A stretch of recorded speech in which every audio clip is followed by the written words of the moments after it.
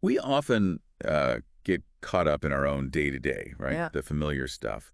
But sometimes, just over the horizon, even in places we think we know, there are these, like, really complex stories playing out. Layers of history. Exactly.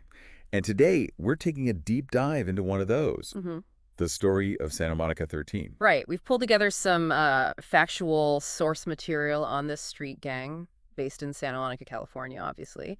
And, the history is surprisingly deep. We're trying to get a handle on its core identity. Yeah, understand its DNA, like you said. We Right. want to figure out, okay, where did they come from? What's their turf? What are they actually doing? Who are they aligned with? Who are their Like who's enemies? changed. And how they've changed, yeah. Yeah. Even down to the graffiti they use. So the mission here, for you tuning in, is basically to pull out the essential info, give you a clear, concise picture of Santa Monica 13. Origins, evolution, key traits. Right.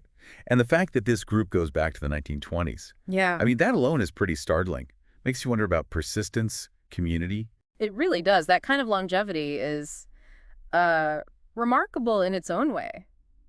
So yeah, let's start there. At the beginning, the information points to the 1920s for their founding. In Santa Monica, California, Mm-hmm. and specifically the Pico district.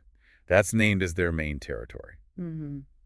That strong sense of place. It really makes you think about how place and identity get locked together, especially for groups operating outside the mainstream. Absolutely. And what's really interesting, historically speaking, is that they're considered the first gang to come out of the west side of Los Angeles. The first, wow, Yeah. And initially, they weren't even Santa Monica 13. They were known as the Santa Monica Tomato Patch Gang.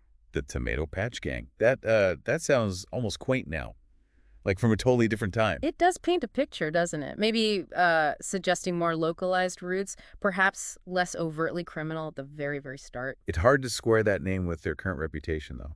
But the sources do stress their historical weight. Like, they potentially laid the groundwork for other gangs that followed in that area. That's a significant point. Being the first might have meant they sort of set precedents, defined territories early on, maybe influenced how later groups formed. A kind of blueprint, maybe? Could be. Now, jumping to their identity today, the sources are clear. They're identified as a Mexican-American street gang. And, importantly, they're part of the Sureño network. Okay, Sureño. Let's unpack that. So being Sureño links them to that big alliance of Southern California gangs, right? Yeah. Ultimately connected to the Mexican Mafia, Right. with a larger federation. That's the general structure, yes. But here's a wrinkle.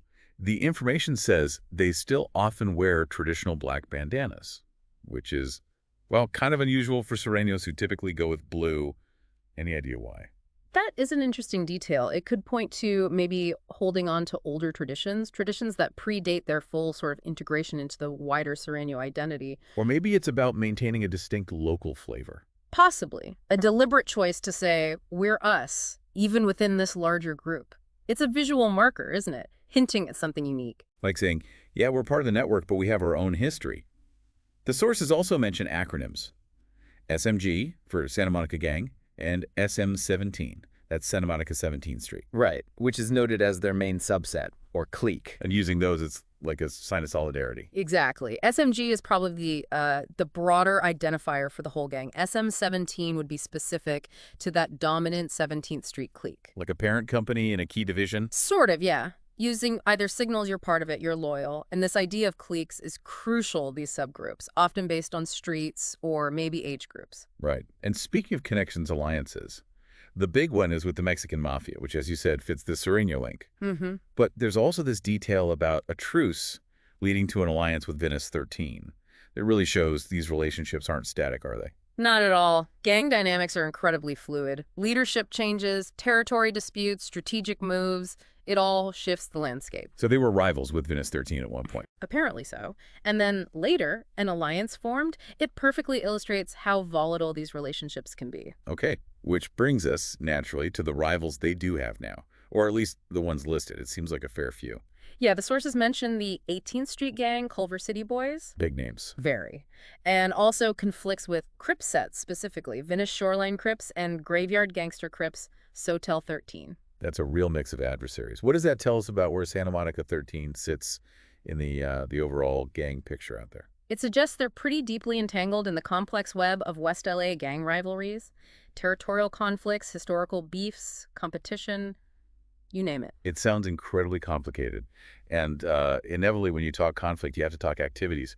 The sources list some grim stuff. Yes, the reported activities include murder, drug trafficking, extortion, assault, auto theft, robbery. It's a stark list. Yeah. It really brings home the serious impact these groups can have on communities, on individual lives. It's definitely sobering and highlights why understanding these dynamics is so important for, community safety efforts and interventions.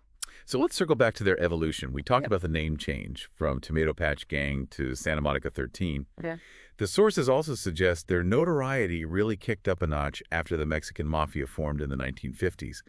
How would that connection have changed things for them? Well, the emergence of the Mexican Mafia, La M, it provided a kind of centralized power structure for many Southern California Hispanic gangs. Right. So affiliating with them, becoming Sureño, likely pulled Santa Monica 13 into a larger, more organized criminal network. It could have shifted their focus, their methods, maybe pushed them towards more serious organized crime. Like joining a bigger, more powerful, and frankly, more dangerous organization. Potentially, yes. It adds layers of structure and expectation. Okay. And we mentioned cliques earlier, these subgroups.